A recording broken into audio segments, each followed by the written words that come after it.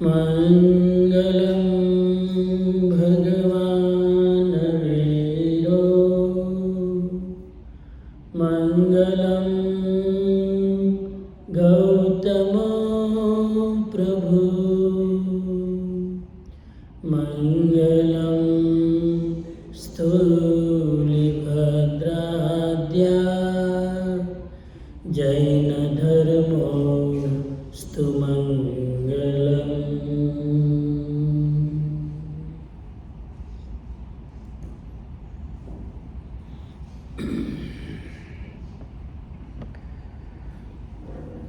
આજે પર્યુષણ પર્વની આરાધનાનો બીજો દિવસ.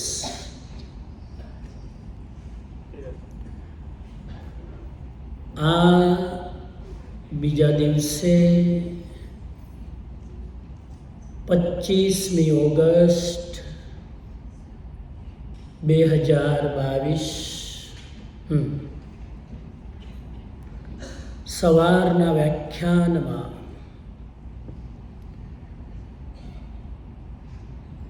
આપણે જે સિરીઝ લીધી છે આ વખતે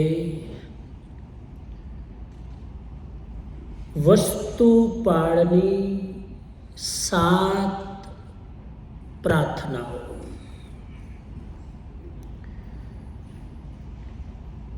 એ વસ્તુપાળ કોણ હતા? એ વસ્તુપાળ શું કરતા હતા અને અત્યારે વસ્તુપાળ શું કરી રહ્યા છે અને પરિણામે શું પામવાના છે એની આપણે ગઈકાલે વિસ્તારથી વાત કરી.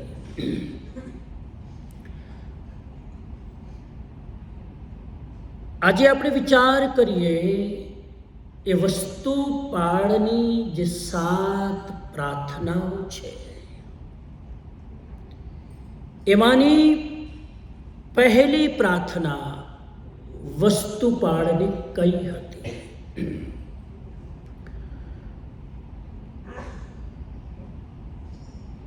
વસ્તુપાળનું બીજું નામ, ઉપનામ, બિરુદ્ધ તરીકે એ સમયમાં મંત્રીશ્વર પણ કહેવામાં આવતું. એ મંત્રીશ્વર સિદ્ધાચલના શિખરે જે દીવો છે તેની સમક્ષ હાથ જોડીને આંખોને મૂંદીને વિનમ્ર ભાવે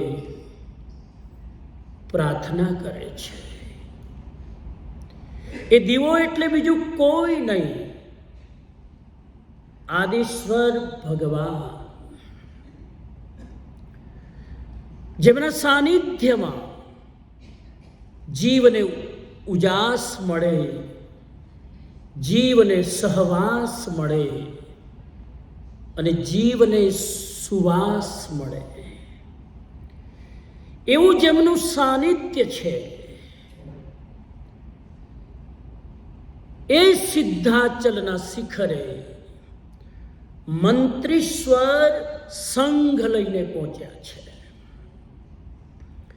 અને મંત્રીશ્વર પોતે સંઘપતિ બન્યા છે. પ્રભુની પૂજા કરીને ભાવ પૂજા આટોપી રહ્યા છે ત્યારે એ જમાનામાં આવ્યો શરણે તુમારા જીનવર, કરજો આશ પૂરી હમારી. એ સમયમાં આ ગવાતું નહોતું, પણ એ ભાવ દશામાં મંત્રીશ્વર ભગવાનની સામે ઊભા છે. ભગવાન ના મુખારવિંદને નિહારી રહ્યા છે અને હવે થોડી જ વારમાં ત્યાંથી વિદાય લેવાના છે. ત્યારે ભગવાનના ચરણમાં હાથ જોડીને હૃદયના ઉદ્ગાર વ્યક્ત કરે છે. હે પ્રભુ, મને ભક્તિ કરતા આવડતી નથી. હું ભક્તિ કરવાને કદાચ પાત્ર પણ નથી.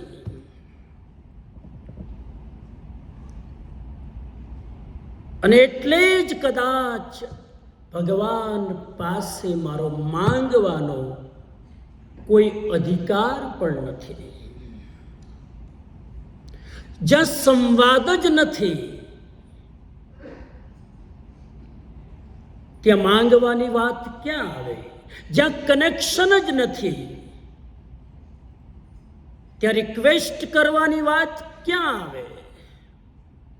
છતાં પણ વસ્તુપાળ વિચારે છે, આજે દિલ ખોલીને હળવા થવું છે. ભલે મારી પાત્રતા નથી, પણ તમારી તો ઉદારતા છે ને. ભલે હું ભક્તિ કરી શકતો નથી, પણ ભક્તના હૃદયની મજબૂરી તો તમે સમજી શકો છો ને. આજે તમારા ચરણમાં મારે વિનંતી કરવી છે કે તમારો ધર્મ શું છે એ મારે સમજવો છે. મને ખ્યાલ છે કે મારું ઘડામણ મારે જ કરવાનું છે. મારા ભાગ્યના ઘડવયા મારે જ બનવાનું છે. મારા ભાગ્યનું નિર્માણ મારે જ કરવાનું છે. મારી જિંદગીની લડાઈ મારે જ લડવાની છે. પણ જીનવાણી સાંભળીને મેં આત્મનિરીક્ષણ કર્યું છે. મારી અંદર ઝાંકીને અંદર મારી જાતને ઢંઢોળવાની કોશિશ કરી છે. મેં મારું અંતર તપાસ્યું છે અને હું હિંમત હારી જાઉં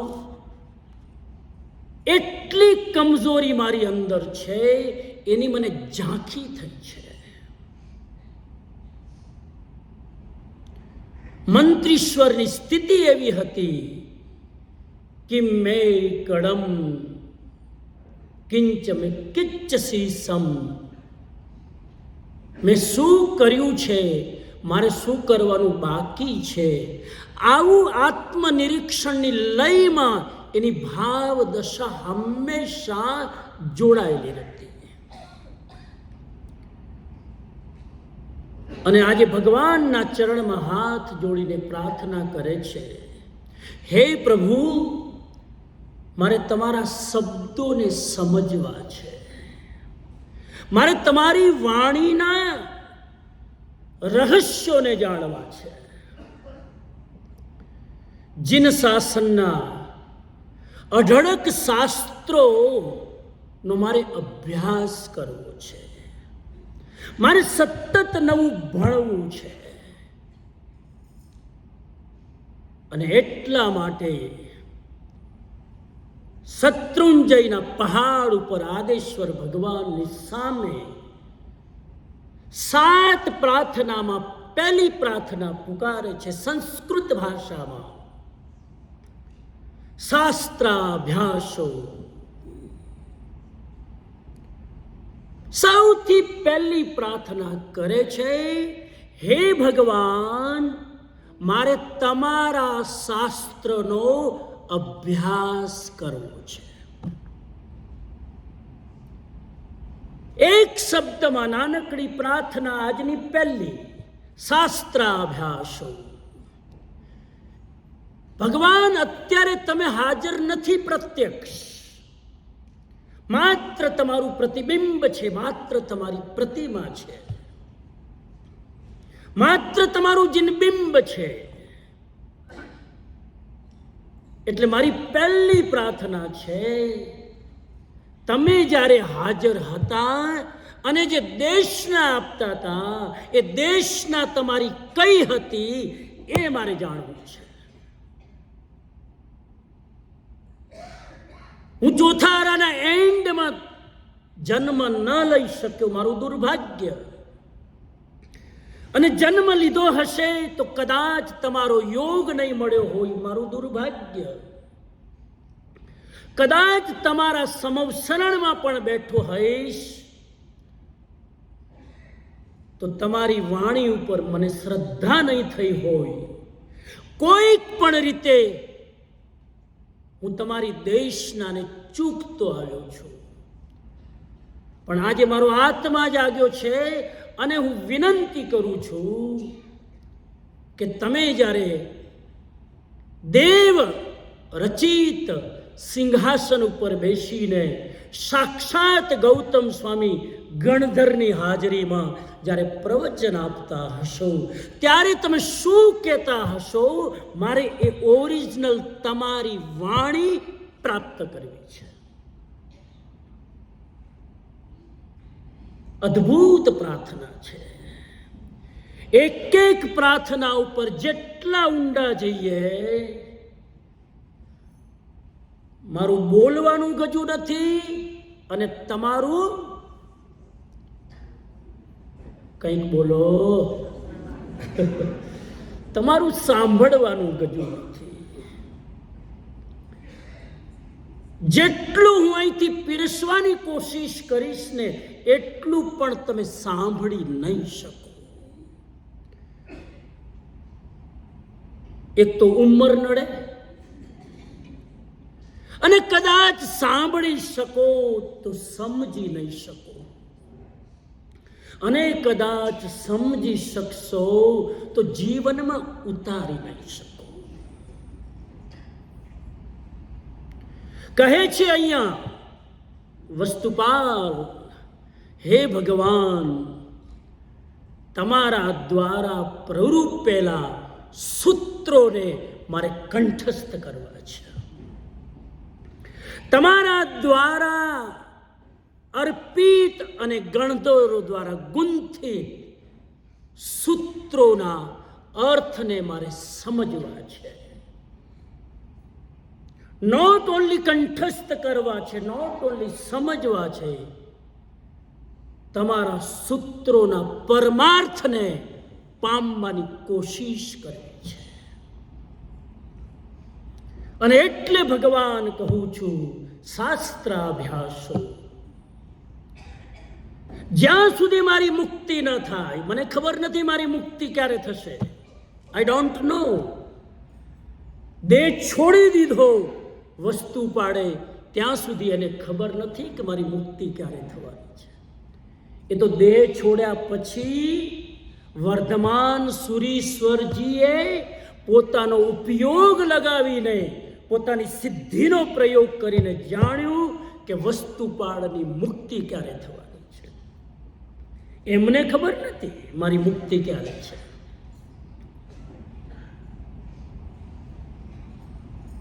જ્યાં સુધી મારી મુક્તિ ના થાય, હે ભગવાન, ત્યાં સુધી હું શું કરીશ? ત્યાં સુધી મારી 7 પ્રાર્થનાઓ કૃપા કરીને, જો મારી પાત્રતા હોય અને આપના કેવળ જ્ઞાનમાં મારી ભાવ દશા ઝલકતી હોય તો મારી પહેલી પ્રાર્થના છે, હું તમારા દ્વારા પ્રણીત ગણધરો દ્વારા ગુંથિત 11 અંગનો અને 12 ઉપાંગનો સાંગોપાંગ અભ્યાસ કરો. ભગવાન, કલ્પના કરજો, મારી સામે થોડીક વિઝ્યુલાઇઝ કરજો. ભગવાન જ્યારે વિચરતા હશે આ ભરત ક્ષેત્રમાં, આ જંબુદ્વીપના ભરત ક્ષેત્રમાં, રાજગૃહી નગરીમાં, જે ભગવાને સૌથી વધારે ચાતુર્માસો કર્યા, સાક્ષાત જ્યારે ભગવાન વિચરતા હશે એ સમયના લોકો માટે બે લાભ સહજ ઉપલબ્ધ હતા. બે લાભ.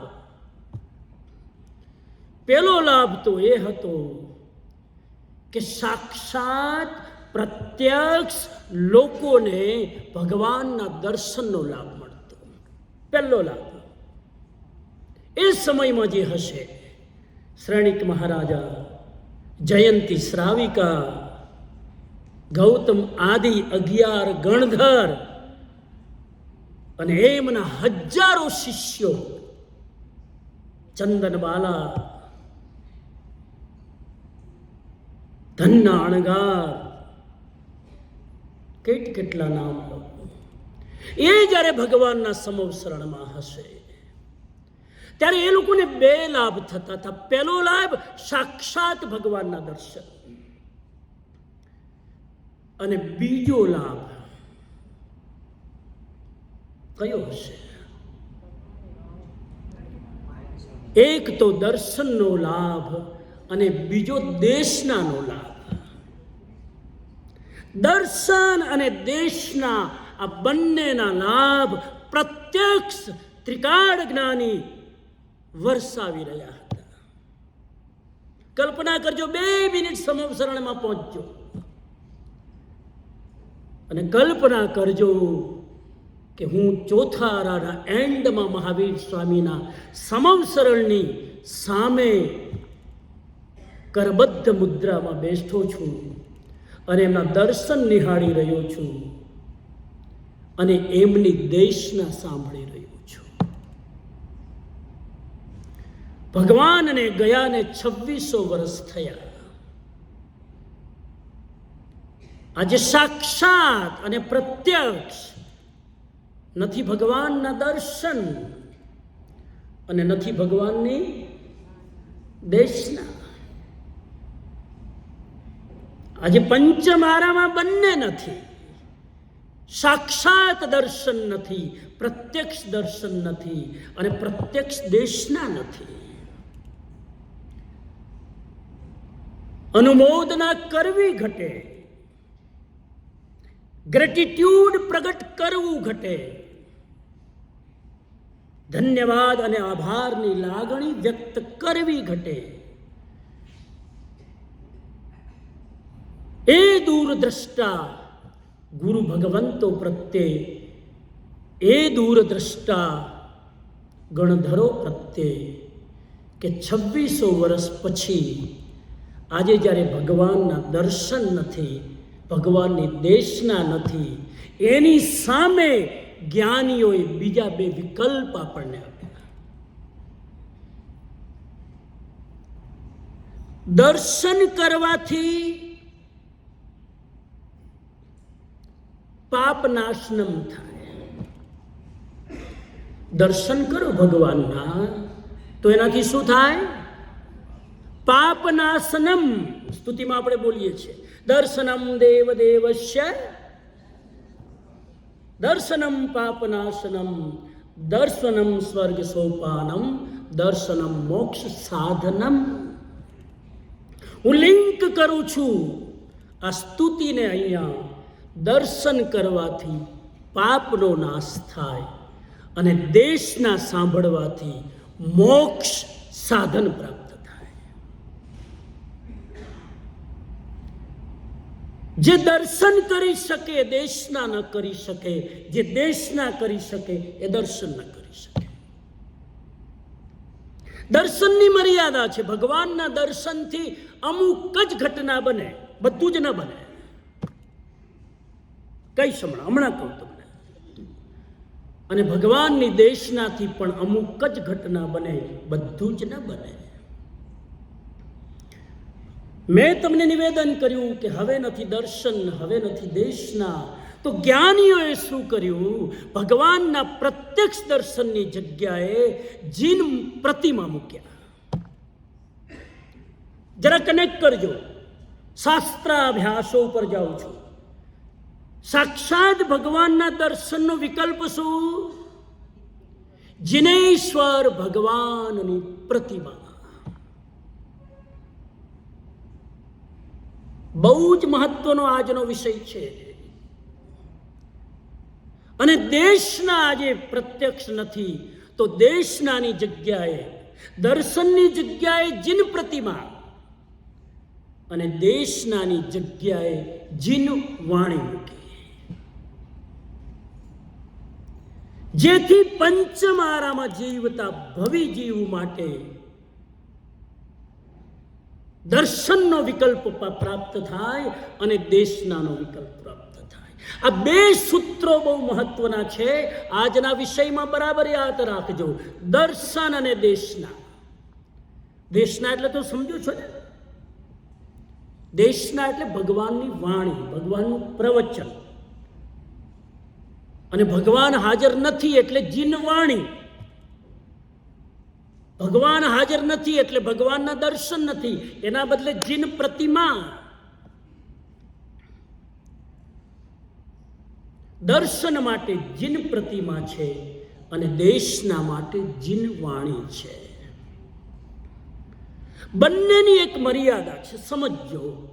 દર્શનથી શું લાભ થાય અને દેશનાથી શું લાભ થાય? જે દર્શન કરી શકે એ દેશના ન કરી શકે. જે કામ દર્શનથી થઈ શકે એ દેશનાથી ન થાય. જે કામ દેશના સાંભળવાથી થાય એ દર્શનથી ન થાય.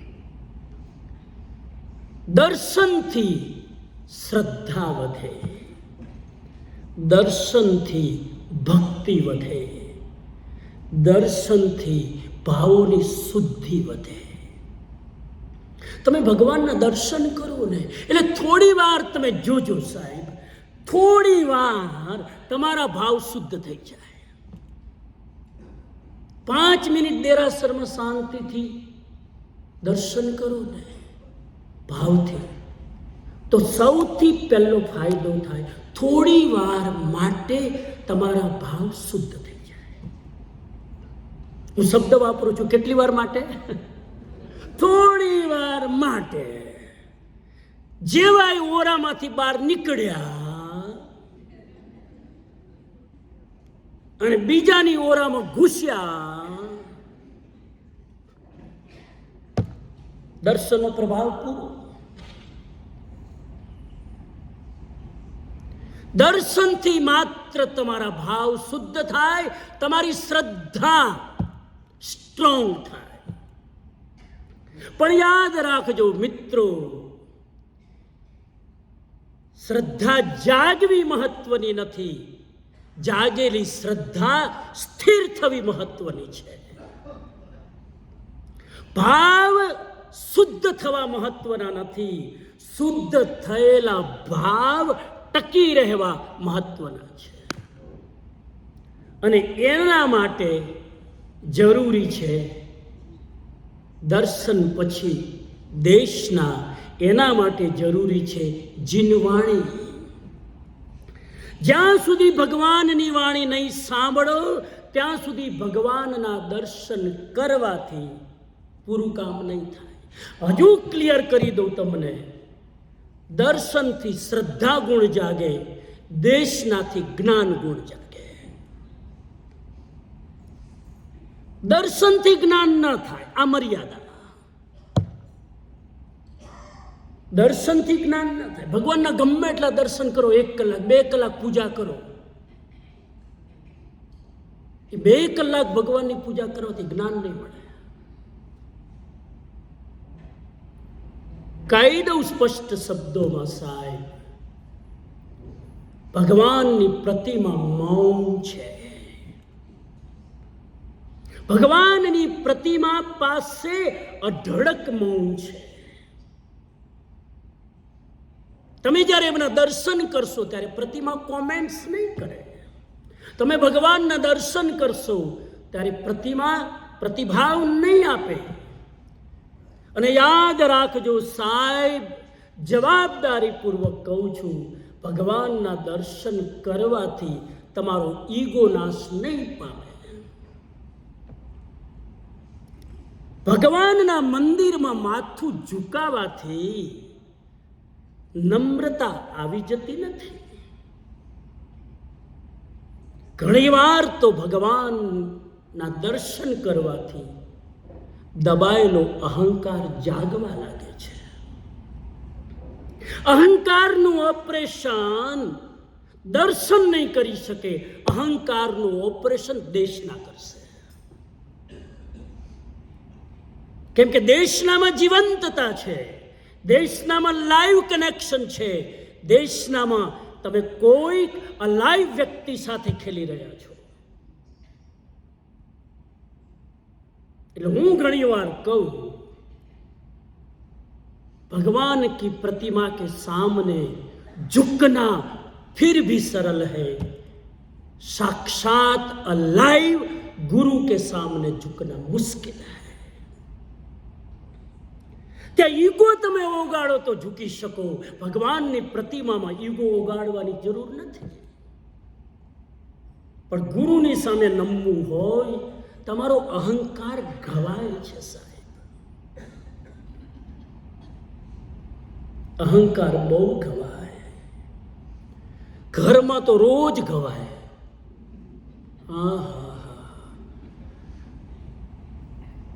અમારા ભાઈઓને હું ઘણી વાર જોઉં,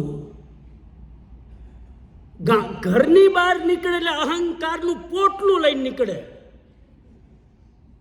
અને ઘરમાં જાય એટલે વાત વાતમાં અહંકાર ઘવાય. પત્ની બે ચાર ડાયલોગ માં મૂકને ત્યાં અહંકાર ઘવાય, સાંભળતો જ નથી અહંકાર ઘવાય, ગતાગમ પડતી નથી, એવા એવા ડાયલોગ સાંભળવા મળે સાહેબ. ઘરમાં પુરુષનો અહંકાર ટકતો નથી. એટલે પછી અહંકારની રક્ષા માટે પરિવારમાંથી બહાર નીકળે, જે અહંકારનું પોષણ થતું હોય ત્યાં જાય. જવા દો, આ સંસારના વિષય મારે અત્યારે નથી લેવાનો. બાકી અમેરિકામાં હું તો ઘરોમાં રહું એટલે એક ઘરમાં રહું એટલે એક વ્યાખ્યાન આશીષભાઈ તૈયાર થઈ જાય. તમારા ઘરમાં 24 કલાક રોકાવું પછી હું એકદમ ફ્રેશ ન્યૂ ટોપિક ઉપર એક પ્રવચન આપી શકું, with different example, with live example. I can deliver one alive lecture to you. તમને એમ લાગે કે ડિટ્ટો અમારા ઉપર બોલે છે, કેમ કે તમારા ઉપર જ હોય ને, લીધું તમારી પાસેથી જ છે. કેટલા અહંકારો ઘવાય પુરુષોના. આ અહંકાર તોડવા માટે જીનવાણી છે. જીન પ્રતિમાથી અહંકારનું કદાચ તમારો મજબૂત થશે. માફ કરજો મને, તમારી જાતને અંદર વસ્તુપાડની જેમ ચેક કરજો. વસ્તુપાડને લાગે છે કે હું અંદર જાઉં છું ત્યારે મારી પાત્રતા નથી કે હું તમારી ભક્તિ કરી શકું. આ માત્ર મારો ઢોંગ છે, આ મારો દેખાવ છે. પૂજાના કપડાં પહેર્યા છે, પણ આ પૂજાના પવિત્ર કપડાની જેમ મારું હૃદય પવિત્ર થયું નથી. રત્નાકર સુરી કહે છે કે દુનિયાની સામે હું સાધુ દેખાઉં છું, પણ મારામાં સાધુતાનું એક પણ લક્ષણ નથી. સાહેબ, હલુકર્મી જીવ જ એકરાર કરી શકે દુનિયાના રંગમંચ ઉપર કે મારી સાધુતા માત્ર લોકોને પ્રભાવિત કરવા માટેનું રંજન છે, મનોરંજન છે. આગળ જઈને વિનંતી કરું તમને સમયની મર્યાદામાં, તો બે વિકલ્પ ફરી ભૂલી ન જાઓ. એટલે દર્શનનો વિકલ્પ, પિયુષભાઈ, આજે વસ્તુપાડ તમને એટલું બધું બતાવવાના છે ને, તમને એમ લાગશે કે પહેલી જ પ્રાર્થનામાં આપણો ક્યાંય પત્તો લાગે એમ નથી. પહેલી જ પ્રાર્થના દર્શનની જગ્યાએ જીન પ્રતિમા, અને ભગવાનની દેશનાની જગ્યાએ જીનવાણી. આગળ એક સ્ટેપ મૂકું છું. જીન પ્રતિમા માટે દેરાસર, અને જીનવાણી માટે ઉપાશ્રય. જીન પ્રતિમા ની આરાધના કરવી હોય તો દેરાસર જોઈએ, પણ અહીંયા વસ્તુપાળ બંને વસ્તુ કે છે. દેશના અને દર્શન અને જીનવાણી માટે શું બનાવ્યું ભગવાને? ઉપાશ્રયો બનાવ્યા. જ્યાં જ્યાં તમને દેરાસર જોવા મળશે ત્યાં ત્યાં એની બાજુમાં તમને ઉપાશ્રય જોવા મળશે. એક સ્થાન મને હિન્દુસ્તાનનું એવું બતાવો જીન તીર્થનું કે જે જીન મંદિર હોય ત્યાં ઉપાશ્રય ન હોય. બતાવો મને કોઈ એક જગ્યા હોય તો બોલો. વિનંતી કરું તમને અહીં સુધી કે દેરાસર બિરાજમાન ભગવાનની પ્રતિમા એ સ્થાવર તીર્થ છે અને ઉપાશ્રયમાં બિરાજમાન પંચ મહાવ્રતધારી સાધુ ભગવંત એ જંગમ તીર્થ છે.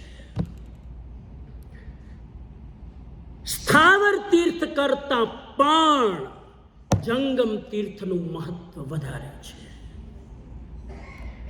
ધીરે ધીરે તમને લાવું છું મૂળ ટ્રેક પર, સમજવાની કોશિશ કરજો.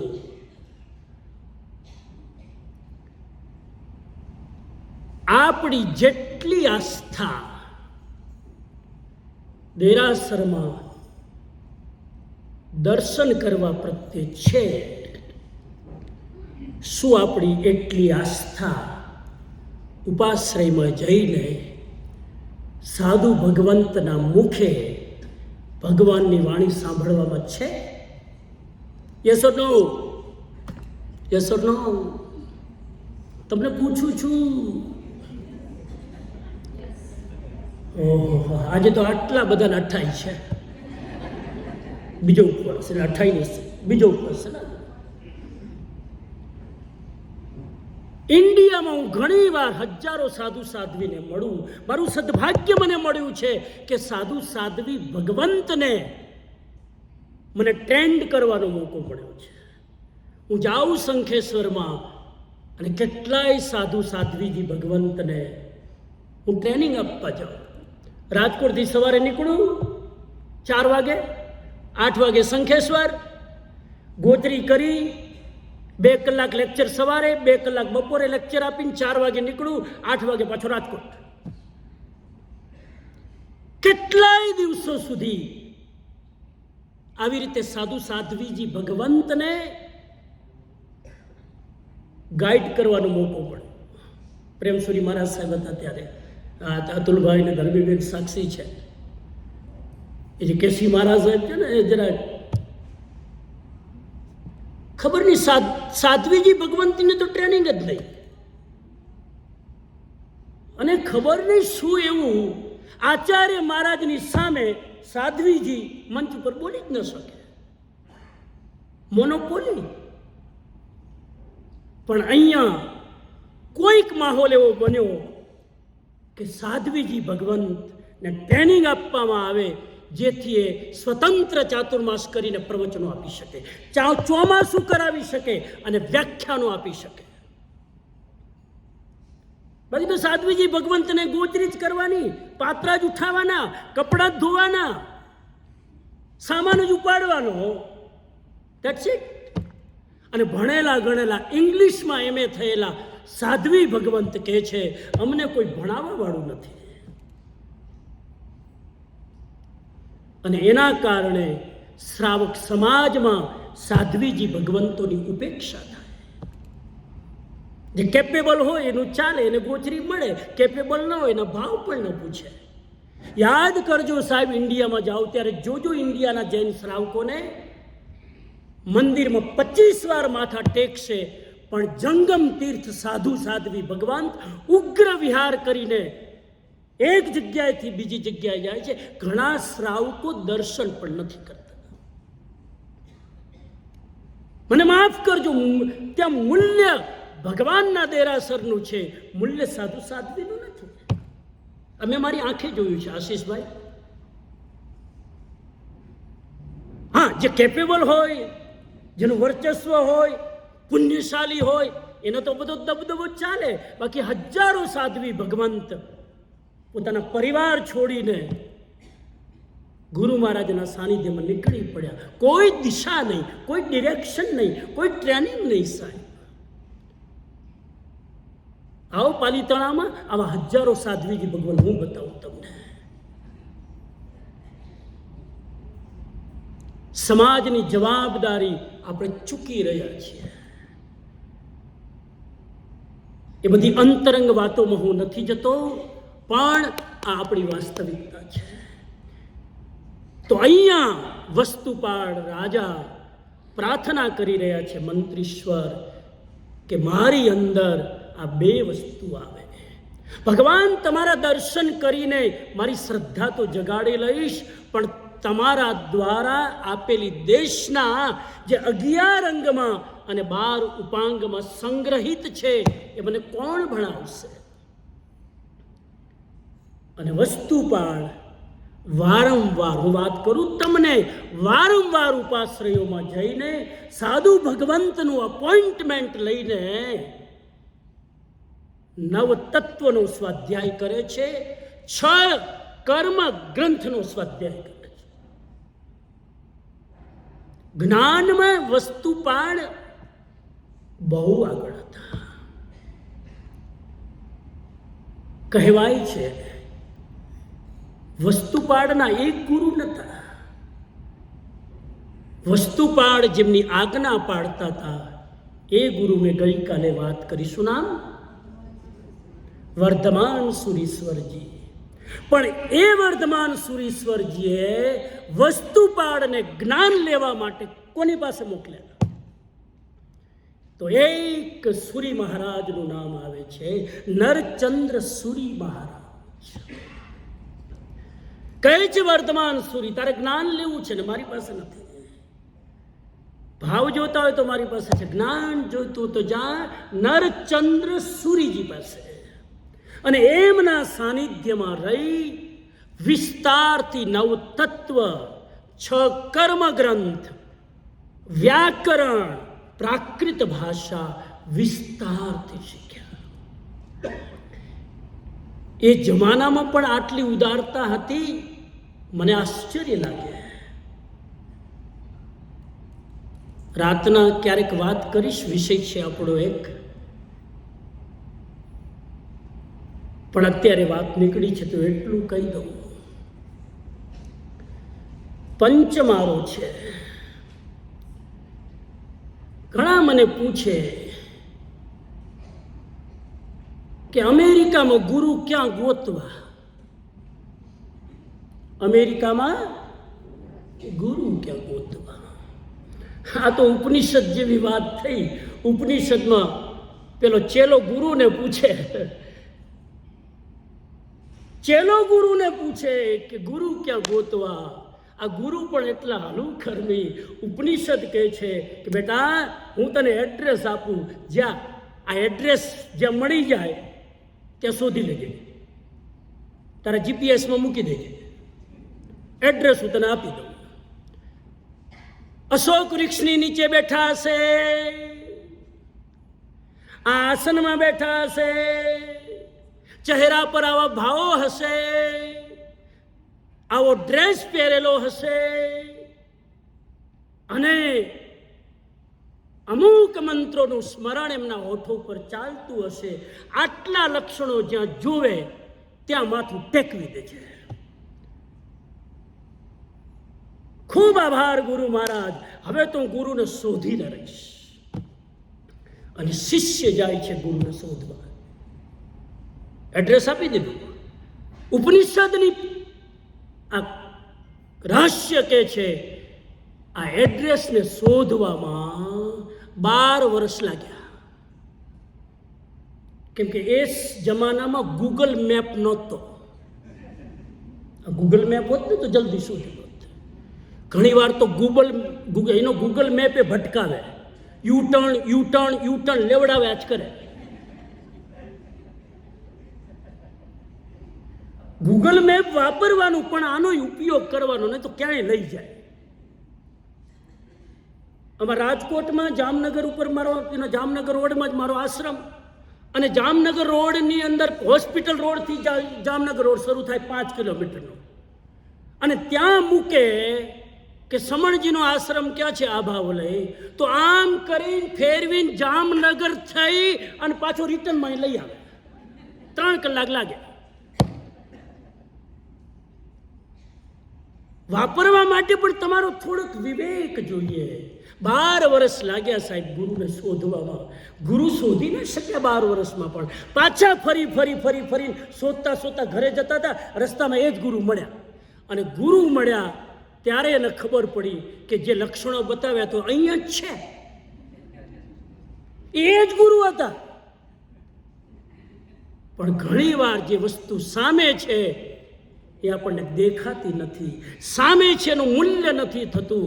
વાત નીકળી છે તો કહી દઉં, આ પંચમ કાળમાં એક ગુરુની જરૂર નથી. આ પંચમ કાળમાં એક ગુરુની જરૂર નથી. મને વાત આવે છે, યાદ આવી આ વસ્તુ પાડવી. એમના આજ્ઞાકારી ગુરુ તો જેની આજ્ઞા માથે ચડાવતા એ તો વર્ધમાન સુરી, પણ એમના વિદ્યાગુરુ નરચંદ્ર સુરી, એમના દીક્ષા ગુરુ બીજા કોઈક છે. એક એ સમયમાં વસ્તુ પાડે કેટલા ગુરુના સાનિધ્યમાં બેસીને પોતાની જાતને સેવી છે. હું તમને પણ વિનંતી કરું, પેલા ગુરુ દત્તાત્રેયની જેમ, ગુરુ દત્તાત્રેયના 24 ગુરુ હતા. કેટલા? એટલે તમારા 24 થાય ત્યાં સુધી વાંધો નહીં, પછી આપણે જોશું.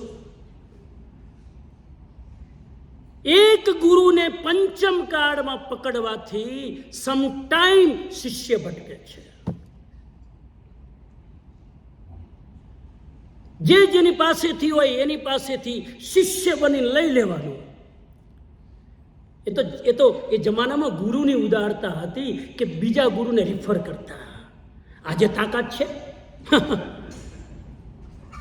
માંડ પોતાની પાસે આવે, અહીંથી ખસકવો જોઈએ. ઘણા જોજો, એક ગુરુને પકડે એટલે બીજાને સાંભળે નહીં, કેમ કે બીજાને સાંભળે તો શ્રદ્ધા ડગી જાય. તો એ તારી શ્રદ્ધા કેવી કે બીજાને સાંભળવાથી ડગી જાય? ઓહ, પંચમ કાળમાં એકને પકડતા નહીં. પૂરી જવાબદારી અને અનુભવ પૂર્વક બોલું છું. આગળ જાઓ.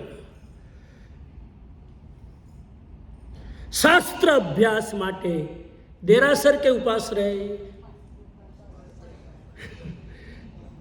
શાસ્ત્ર અભ્યાસ માટે દેરાસર રોંગ એડ્રેસ છે. શાસ્ત્ર અભ્યાસ માટે ઉપાશ્રય રાઈટ એડ્રેસ છે.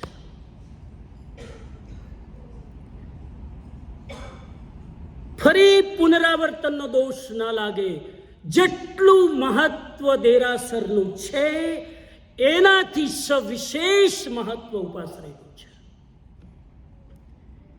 કેમ કે ત્યાં તમારું કરેક્શન કરવા વાળા કોઈ બેઠા છે. દેરાસરમાં તમારી જાતને કોઈ કરેક્શન નહીં કરી શકે.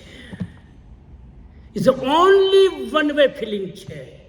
ઉપાશ્રયમાં 2 વે ફિલિંગ છે. તો વસ્તુપાળ રાજા, વસ્તુપાળ મંત્રીશ્વર નરચંદ્ર સુરી પાસે ભણ્યા. દરેક પાસે ભણે છે. થોડાક નામ આપું, પછી તમે કહેજો કોની પાસે ભણ્યા. તમે મને કહેજો કોની પાસે ભણ્યા. રાજા કુમારપાળ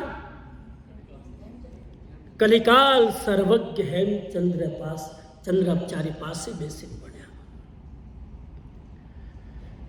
સાંભળ્યું છે મેં કે ભીષ્મ પિતામહના માતુશ્રી કોઈક જૈન સાધ્વીજી પાસે બેસીને ભણ્યા છે. કૃષ્ણ જેવા કૃષ્ણ વાસુદેવ સાંદીપની આશ્રમમાં જઈને ગુરુ પાસે ભણ્યા છે.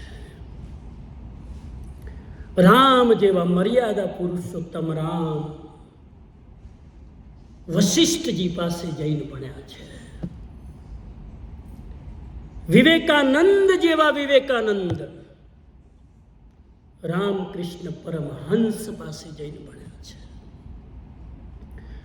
કોઈ પણ વ્યક્તિ જે આગળ આવ્યું છે એ કોઈકના ચરણમાં બેસીને નમ્ર બનીને અહંકાર ઉગાડીને જ્ઞાન મેળવ્યું છે. આજનો મૂળ પ્રાર્થનાનો વિષય છે શાસ્ત્ર અભ્યાસ. અને એટલે તમને વિનંતી કરું, તમને એમ થતું હશે કે હવે અમે ભણીને ક્યાં પહોંચવાના.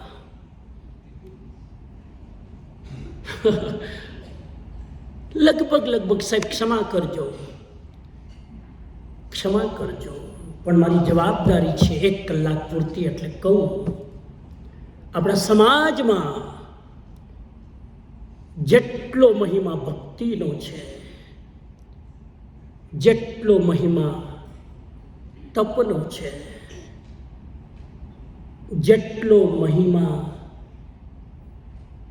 સેવાનો છે, એટલો મહિમા જ્ઞાનનો નથી. આગળના પાઠશાળાવાળા 2-4 વ્યક્તિને છોડીને પ્રશ્ન પૂછું, કોઈ પણ 11 અંગ અને 12 ઉપાંગમાંથી કોઈ પણ XYZ એક પ્રાકૃતનો શ્લોક આવડતો ઉભા થઈને બોલો, એક શ્લોક. સમજાઈ ગયું કે શાસ્ત્ર અભ્યાસ કેટલો જરૂરી છે. સાહેબ, કુમારપાળ રાજા વિશે વાંચજો ક્યારેક. સવારે ઉઠીને આ 32 સાફ કરે એના પહેલા તો 32 પ્રકાશનો હેમચંદ્રાચાર્ય રચિત શાસ્ત્રનો સ્વાધ્યાય કરી લેતા હતા. એના પછી 32 સાફ કરતા. અને આપણે રિટાયર્ડ થઈ ગયા તોય આ રિટાયરમેન્ટ મને કેમ મગજમાં ઘૂસી ગઈ 2 દિવસથી ખબર નહીં. હું જરા બહાર કાઢું. મને બહુ ગમે. કેટલા લોકો હવે નિવૃત્ત થઈ ગયા છે. હું નિવૃત્ત લોકોને જોઉં એટલે એટલો આનંદ થાય કે આ માણસ હવે ઠરીઠામ થયા. બાકી તો જિંદગીભર છોકરાને મોટા કરવામાં, ધંધામાં, મકાન લેવામાં, સેટ થવામાં, ઇન્સ્યોરન્સ સુરક્ષિત રાખવામાં માંડ સેટ થયા. હજુ માંડ રિટાયરમેન્ટનો ટાઈમ આવ્યો, ત્યાં દીકરાના ઘરે દીકરા.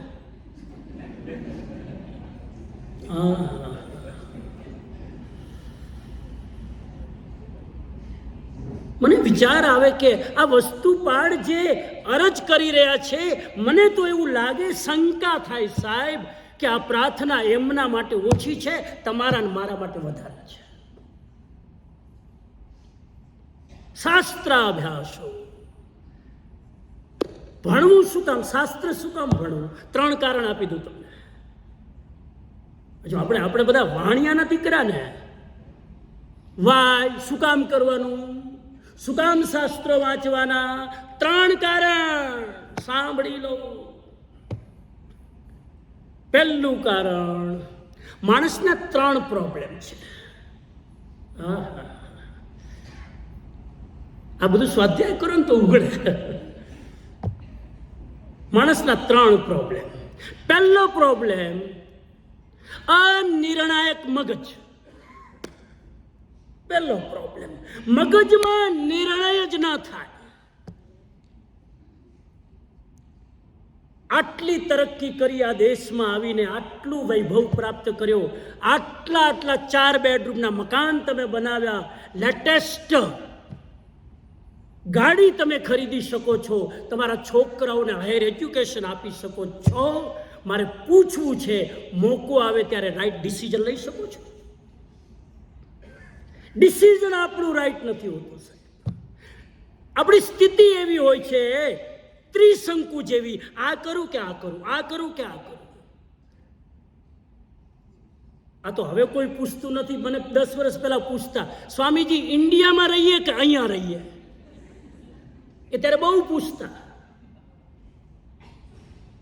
અને ઘણા લોકો અહીંથી ઇન્ડિયા ચાલીને સેટ થવાની કોશિશ કરે, ખબર પડે 3 વર્ષમાં ફરી પાછા બેક ટુ પેવિલિયન.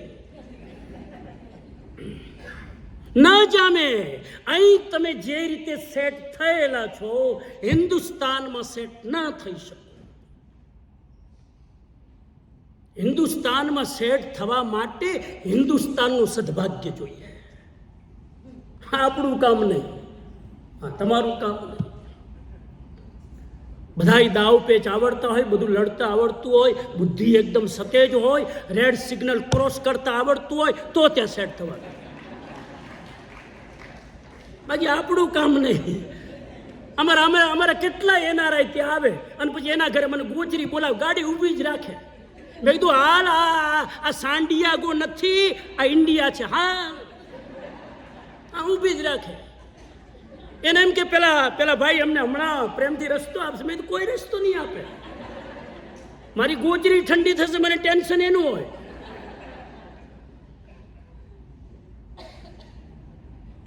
બહુ અઘરું છે સાહેબ આ નિર્ણાયક સ્થિતિ. સાહેબ ઘણી વાર એવું બને છે, હું ડિસિઝન નથી લઈ શકતો. કેટલી વાર બને છે કે નહીં? વસ્તુપાડ સિક્રેટ ખોલે છે કે કેમ માણસ નિર્ણય લઈ શકતો નથી, એનો જવાબ આપે છે. નંબર 2, પ્રોબ્લેમ નંબર 2, શોર્ટમાં ચાલુ. બીજો પ્રોબ્લેમ છે એક વિધતા. શાસ્ત્રનો શબ્દ છે, હું મારી કોઈ વાત અહીંયા ચલાવવાનો નથી. એક વિધતા. એક વિધતા એટલે આપણા જીવનમાં ક્યાંય ડાયલોગમાં નવીનતા જ નથી. પાર્ટીમાં ભેગા થાવ એટલે હું બોલો તમે? એક જ વાત, કેમ છો? મજામાં.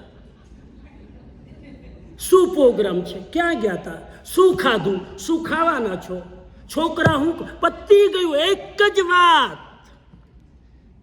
આપણા ડાયલોગમાં વિવિધતા નથી, આપણા ડાયલોગમાં કંઈક નવાપણું નથી, આપણા ડાયલોગમાં કોઈ ડેપ્થ નથી સાહેબ. જ્યારે તમે મળો ત્યારે શું કરો? આજ ને. અને અમેરિકામાં તો બધા ભોગવતા હોય તો કે હમણાં ગરમી બહુ હો, તો એને ખબર છે.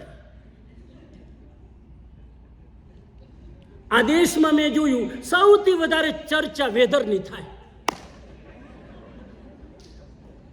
ઘરમાં એકદમ ફિક્સ વેધર રાખ્યું હોય તોય ઘરમાં તો ખબર જ ન પડે તમારું ડિગ્રી ફિક્સ જ છે.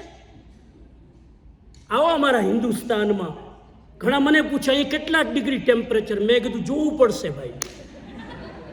45 ડિગ્રી ટેમ્પરેચરમાં પરસેવો વળતો હોય અને આપણે ટેન્શન ફ્રી હોઈએ, કેમ કે ડિગ્રી જ ખબર ન હોય. ડિગ્રી ખબર રાખીએ તે ટેન્શન આવે ને. આ એનઆરઆઈ આવે ત્યારે પૂછે કેટલા ડિગ્રી? મેં કીધું જોવું પડશે. અને અહીં તો દુઃખી થવા માટે અઠવાડિયા પહેલાનું ફોરકાસ્ટિંગ લઈ લે. થાવ દુઃખી હવે. આવતા શનિવારે પાર્ટીમાં જવાનું છે પણ વરસાદ બહુ છો, અત્યારથી દુઃખી થાય.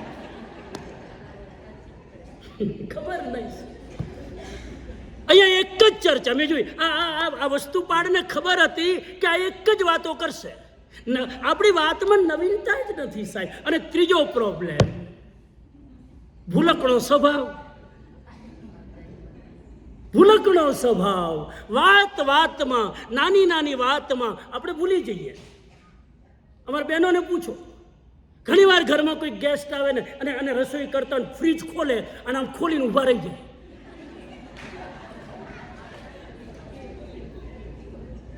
લાઈટ એવી જાય કે ખબર જ ન પડે ફ્રીજ શેના માટે ખોલ્યું. અને પછી આમ તો બહુ બહુ બહુ એકદમ ભણેલા ગણેલા હોય ને એટલે શું કરે પછી B12 ની કમી. B12 ની કમી. હે? અને જે ફરિયાદ કરે છે કે B12 ની કમી, એને પૂછો કે તમારી નણંદના મેરેજમાં તમારી સાથે શું પક્ષપાત થયો તો? ડાયલોગ સાથે હુબહુ બધું યાદ હોય. ત્યાં B12 ક્યાં ગયું સાહેબ? B12 અવસર જોઈને ફંક્શન કરે છે.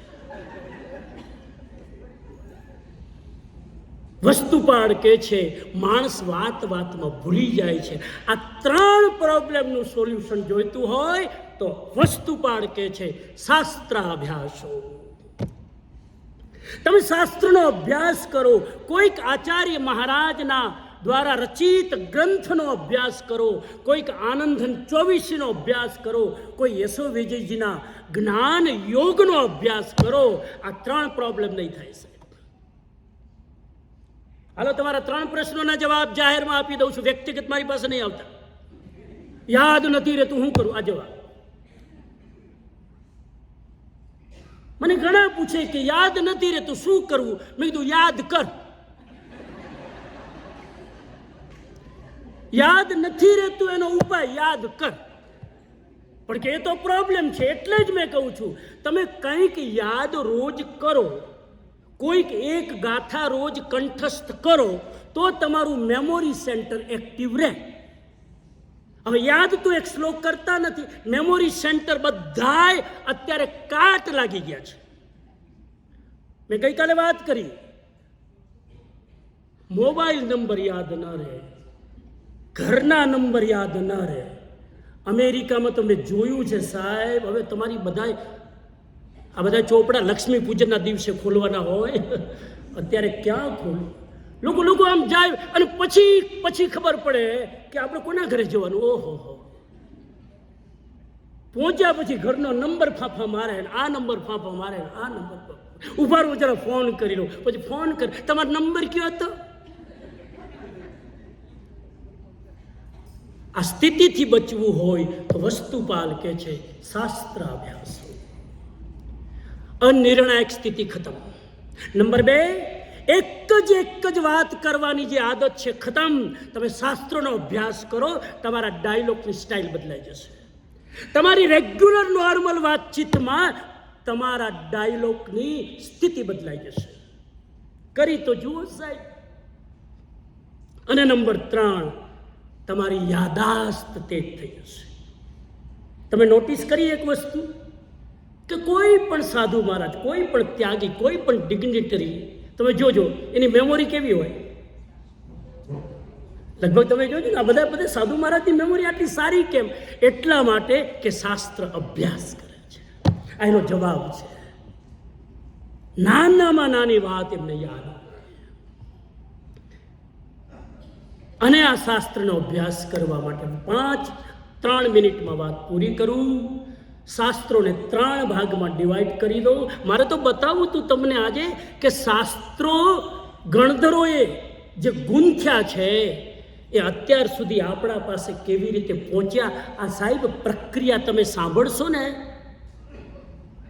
તો તમને ગુરુ ભગવંતો પ્રત્યે અહોભાવ થશે. મેં તો મારી આંખે જોયું છે કેવી રીતે ભગવાનના વાણીના જે શાસ્ત્રો છે એ શાસ્ત્રો નું સાધુ મંડળીમાં બેસીને એના ઉપર કેવી રીતે રિસર્ચ થાય છે. મેં તો મારા ગુરુના સાનિધ્યમાં જોયું છે. આચાર્ય તુલસી અને આચાર્ય મહાપ્રજ્ઞજી બેય બેઠા હોય અને સામે કોર સાધુઓની ટીમ બેઠી હોય. જરા 2 મિનિટ લઉં છું. એ સાધુની ટીમ બેઠી હોય અને એક ગ્રંથનું પારાયણ ચાલતું હોય. ફોર એક્ઝામ્પલ, ઉત્તરાધ્યન સૂત્ર. એક ઉત્તરાધ્યન સૂત્ર પર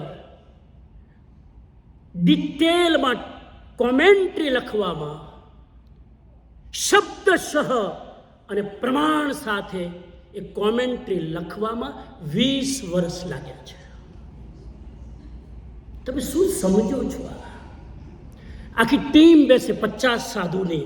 એક સાધુ પાસે હરિભદ્ર સુરીનો ટબ્બો હોય, એક સાધુ પાસે હેમચંદ્રાચાર્યજીનો ટબ્બો હોય, એક સાધુ પાસે સિદ્ધસેન દિવાકર સુકે છે એનો ટબ્બો હોય, એક સાધુ પાસે જર્મનીના હર્મન જેકોબી સુકે છે એનો રેફરન્સ. અને ગુરુ ભગવંત એક શ્લોક બોલે અને શ્લોકમાં જે ટેકનિકલ શબ્દો આવે એ ટેકનિકલ શબ્દનો અહીંયા આ શ્લોકમાં આ શબ્દનો શું અર્થ થાય એ એક શબ્દનો અર્થ કરવામાં 10 કલાક લાગે. એક શબ્દ આવ્યો પ્રજ્ઞા. હવે પ્રજ્ઞાનો અર્થ અહીંયા શું કરવો? એટલે આચાર્ય પૂછે મુનિને, હરિભદ્રએ શું અર્થ કર્યો પ્રજ્ઞાનો? જુઓ તો જરાક. ઓકે, આ અર્થ છે, બરાબર. હેમચંદ્રાચાર્યજીએ શું અર્થ કર્યો? આ અર્થ કર્યો પ્રજ્ઞાનો. સિદ્ધસેન દિવાકરજીએ શું અર્થ કર્યો પ્રજ્ઞાનો? અર્થ.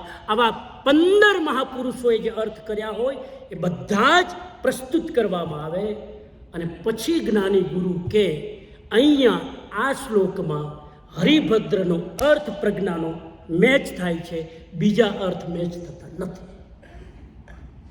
એક શબ્દના સંશોધન માટે કલાકો લાગી જાય અને આવી રીતે આખા ઉત્તરાધીનના હજારો શ્લોકનું શબ્દશઃ વિવેચન કરે.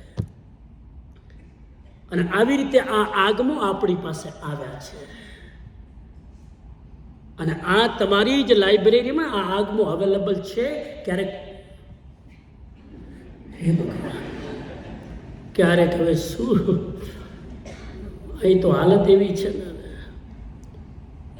હવે યા તો બોલવાનું બંધ થઈ ગયું ને, અસાત ના થાય તો એ તો બંધ થઈ ગયું ને. હવે એનો એનો એનો એનો રિપીટ નથી કરતો. પુસ્તકને ક્યારેય અસાતનાનું કારણ ન માનતા. અમારે ન્યુયોર્કના દેરાસરમાં તો લખ્યું છે, પુસ્તક અહીંથી જે જોતું હોય લઈ જવાની છૂટ, પણ શરત એટલી કે પાછું લાવવાનું નહીં. આ ત્યાં લખ્યું છે. પાછા બધા પાછું એક લઈ જાય ને 5 get 1 5 drop in the basket.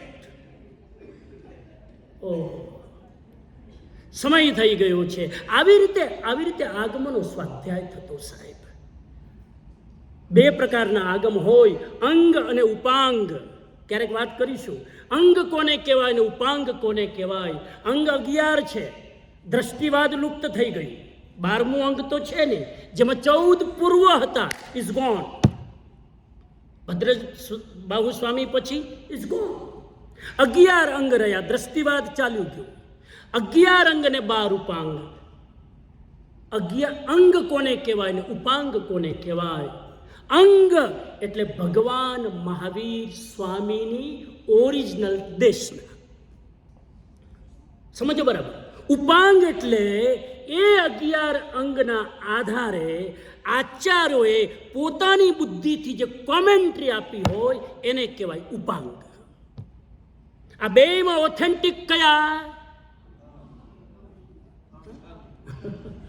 આ બેમાં ઓથેન્ટિક અંગ છે, ઉપાંગ નહીં. હું અત્યારે પ્રવચન આપી રહ્યો છું વસ્તુપાળ ઉપર, આ ઉપાંગ છે. એ અર્થમાં આ કોમેન્ટ્રી છે, ઓરિજિનલ નથી. ઓરિજિનલ માટે પ્રાકૃત શ્લોક અને એનો અર્થ જોવો પડે. આપણે બધાય કોમેન્ટ્રી વાંચવા ટેવાઈ ગયા છીએ, ડિટેલમાં વ્યાખ્યાન સાંભળવા ટેવાઈ ગયા છીએ.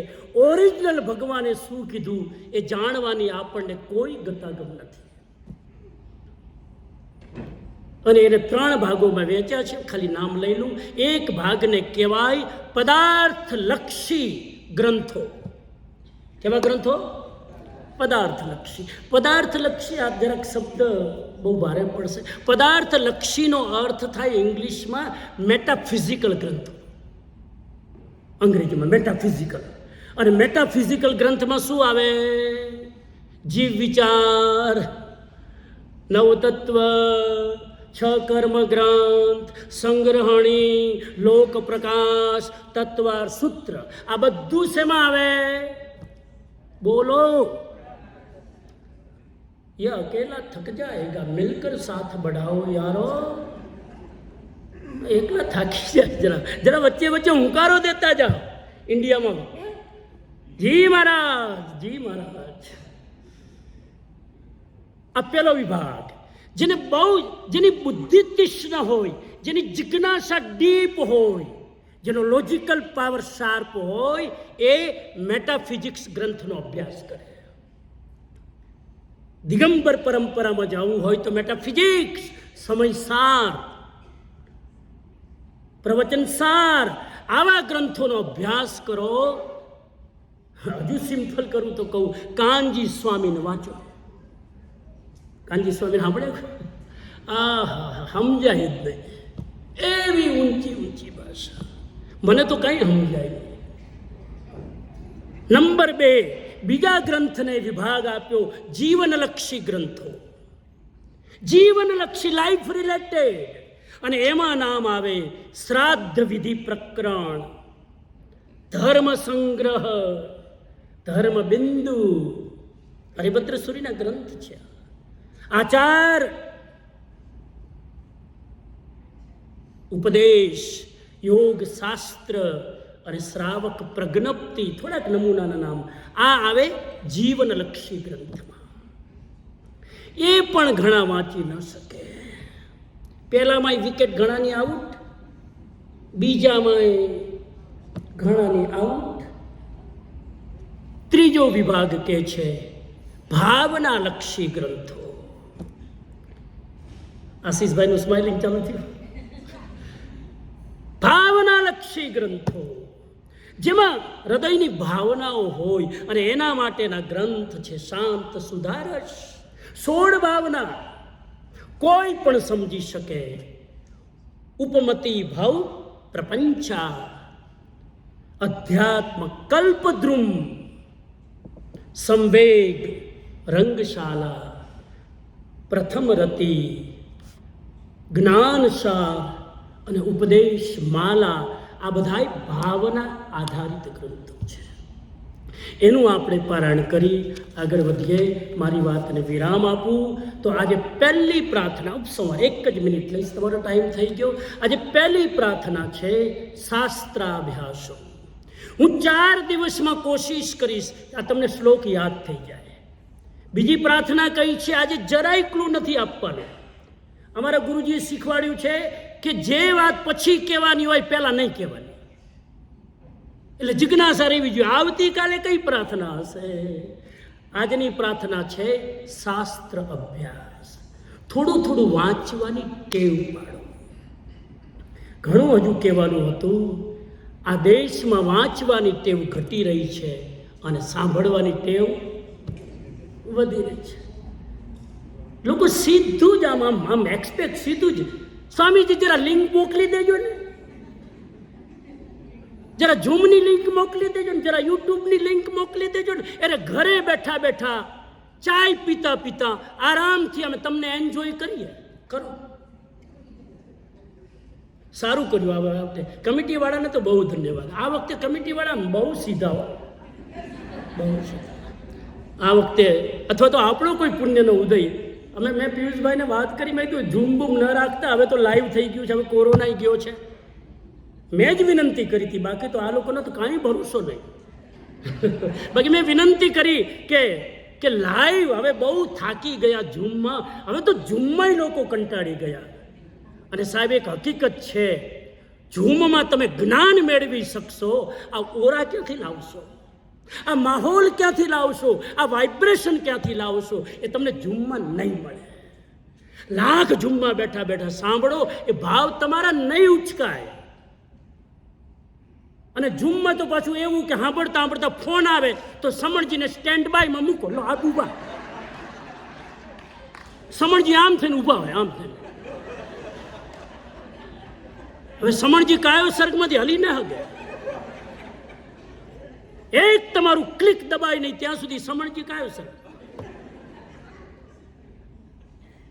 ટેકનોલોજીનો મર્યાદામાં ઉપયોગ થવો જોઈએ.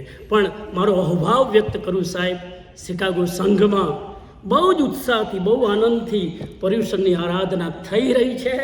અને મને મારો આનંદ છે કે તમારી વચ્ચે પહેલી વાર હું વસ્તુપાડ વિશે આ વાત કરી રહ્યો છું. મેં ક્યારેય વાત કરી, અને તમે મને કાલે 2-4 ભાઈઓ મળ્યા કે આ તો અમે ક્યારે સાંભળ્યું જ નથી, આ શ્લોકની પણ ખબર નથી, આ વસ્તુપાડ એકાવતારી છે એ પણ ખબર નથી.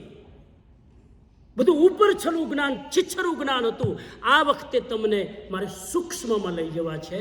અને આ પહેલી પ્રાર્થના શાસ્ત્રાભ્યાસો.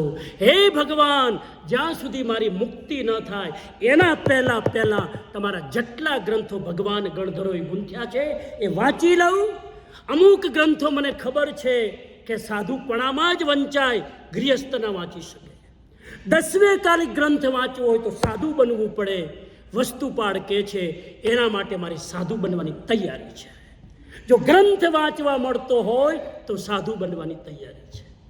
આવો સાહેબ એક સંવેગ લઈને વસ્તુપાડ ચાલે છે. પછી એકાવતારી ન હોય તો શું હોય? આ એની પહેલી પ્રાર્થના. આવતી પ્રાર્થનાની ચર્ચા આપણે કાલે કરીશું. આપણે ભાવથી, શ્રદ્ધાથી, જિજ્ઞાસાથી સાંભળ્યા એ બદલ આપ સૌનો અહોભાવ વ્યક્ત કરું છું. ઓમ અરહમ, ઓમ અરહમ, ઓમ અરહમ. થોડીક સૂચનાઓ સાથે પચક્ખા અને પછી માંગલિક 2 જ મિનિટમાં પૂરું કરીએ છીએ. હાજી. જય જિનેન્દ્ર. આજે જે પ્રાર્થનાનું જ્ઞાન સાહેબજી આપણને આપ્યું, શાસ્ત્ર અભ્યાસ